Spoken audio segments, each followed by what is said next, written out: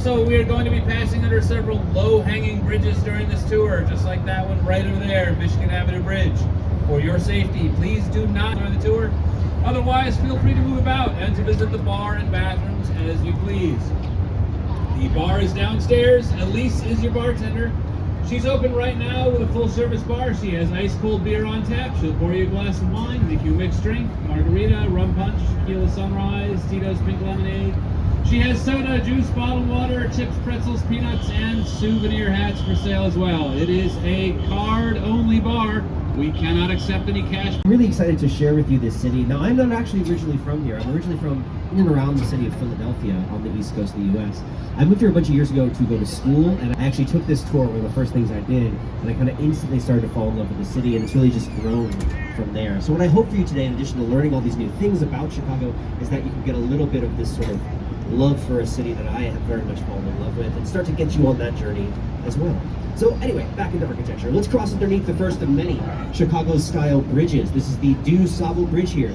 Du Sable Bridge, named after Jean-Baptiste Pointe du Sable, the first Chicagoan. I'll tell you all about him at the end of the tour. Crossing underneath arguably the busiest street in downtown Chicago, Michigan Avenue, right here. Probably spent some time on this street today. Well, let's jump ahead. So we were in the 1920s over there with the Wrigley Building. We're going to jump ahead over 80 years forward in time to Trump International Hotel and Tower. This is the second tallest tower in Chicago at 1,389 feet. And this is a style of architecture called contextualism. Contextualism. So we see these three patios on the building, these three setbacks. These patios, they all correspond to heights of neighboring buildings. So the first patio corresponds to the roof of the Wrigley Building that we just spoke about. That second patio corresponds to the height of that dome building to the left across the river called the Jewelers Building, beautiful Jewelers Building that we'll discuss later. And then the environment, all about sort of harmonizing with these other buildings that surround you. Now, it was finished in 2009, and it was designed by Adrian Smith. So Adrian Smith, he's an architect from Chicago who has designed the tallest towers in the whole entire world. And we'll hear more about this guy from Chicago, Adrian Smith, a little bit later. But now on our right, buildings from Steve McQueen's final film, early 80s, called The Hunter, where they drove a car on the side of the building right into the river, to the recent Candyman remake, where there was a lovely murder filmed on a balcony. So lots of cool stuff has been shot there. Now those of us who work here on the river, we look at these buildings every day. We mostly refer to them as the Corncob Towers. You know, I don't know why, big mystery. But in the 1960s, when they were built, no one was really living in the downtown area of Chicago here. It was industrial down here, a lot of office buildings.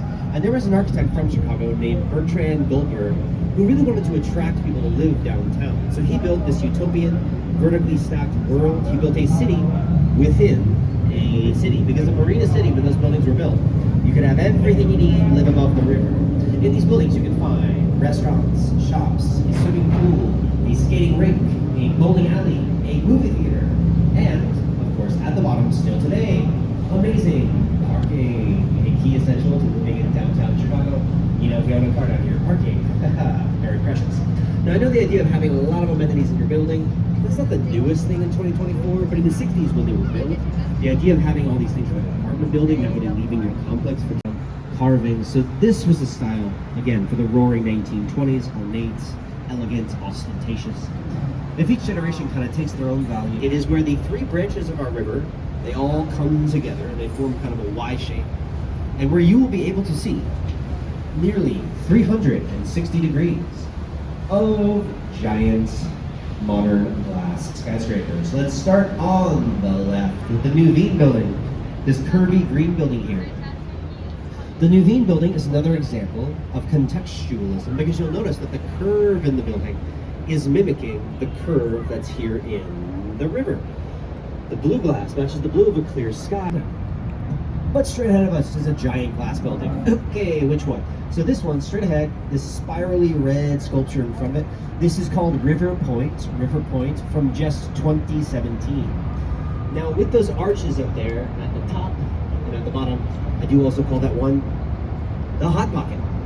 Now like I said, it's about 7 years old, very, very new. Most of the buildings that are surrounding you now, really new, with one really big exception. Come up here on our right, this red building in front of us, Fulton House. Fulton House, that reddish building, is the oldest building left on our river. It is from 1898. 1898. Now, before they turned it into these really cool condos, it was made into condos in the late 70s. In 1898, it was a cold storage freezing building. It was like a giant refrigerator with barely any windows for the meatpacking industry. Meatpacking, our big industry here in the early 1900s. The export in Chicago, meat. Chicago was called the hog butcher to the world, the city of broad shoulders. Amazing nicknames.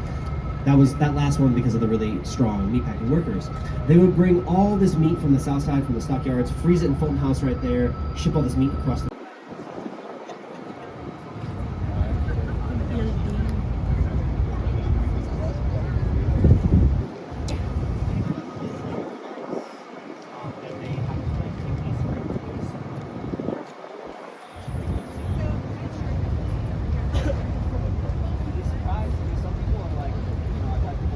Look, I need my jacket.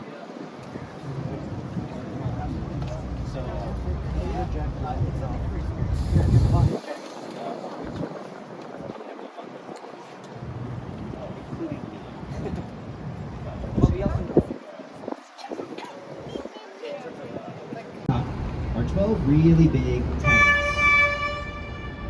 12 really big tanks. Now what happens is, when the building starts swaying in one direction, they pump 160,000 gallons of water, several million liters of water, up into these big tanks. So that as the building goes one direction, the water, it just goes, sloshes in the opposite direction. And that corrects for the sway.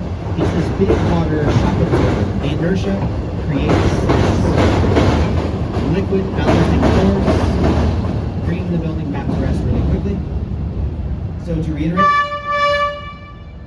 building goes one way, water the other way, kind of canceling each other out, reducing sway, and most importantly, reducing nausea. Very important, right? You don't want to get seasick. You're doing an important business, and then you get creative. So what are we speaking about in Chicago bringing down sway? Well, there are two more ways to do it, and the tallest tower, the newest towers.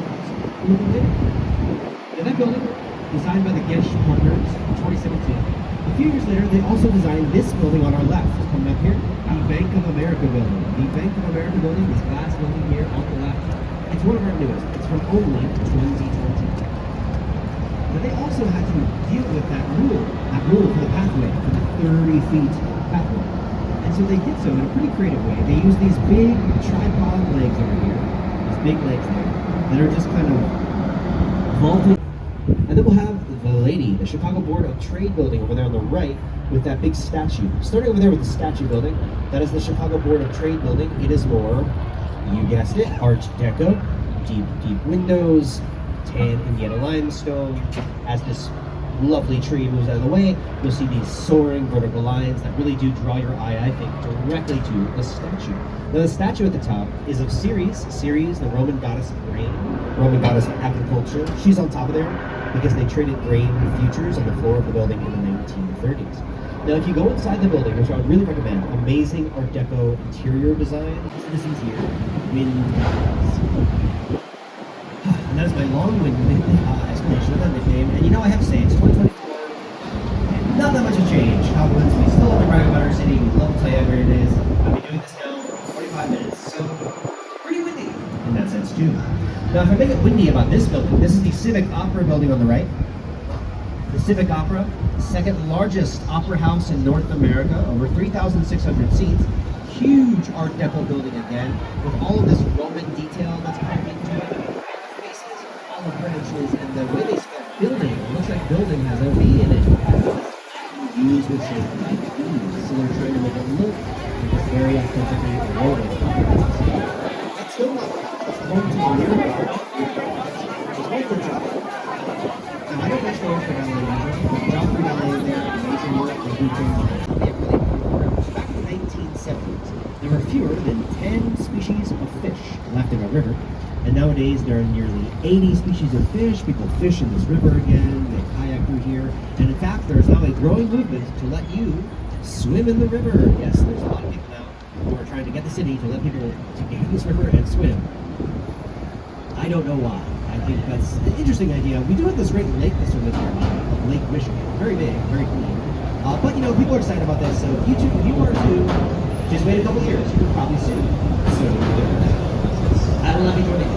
On our left, the gorgeous red brick Reed Murdoch Center. The Reed Murdoch Center here, closest thing on the river to a style called prairie style. So prairie style, wide windows, red earthy color. You can look at this building, kind of imagine the shape, the way it's styled and color. That can definitely affect your feel. So to prove this theory, coming up on our right, this will be a not so relaxing style to look at. This short, stocky, angry looking building right here in the red.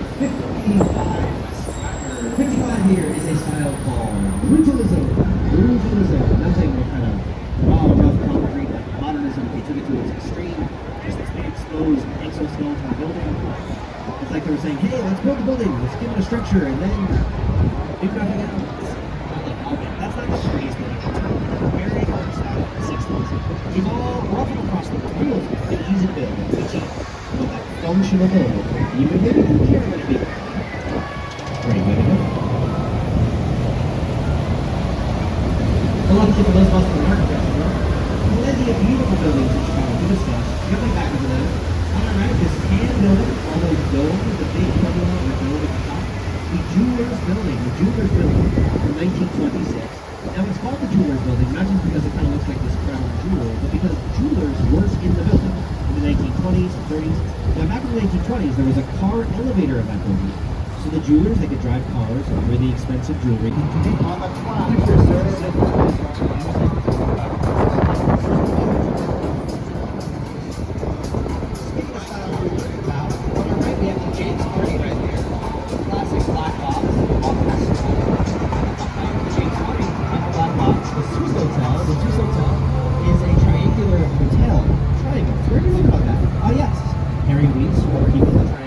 the cottages on the North Branch.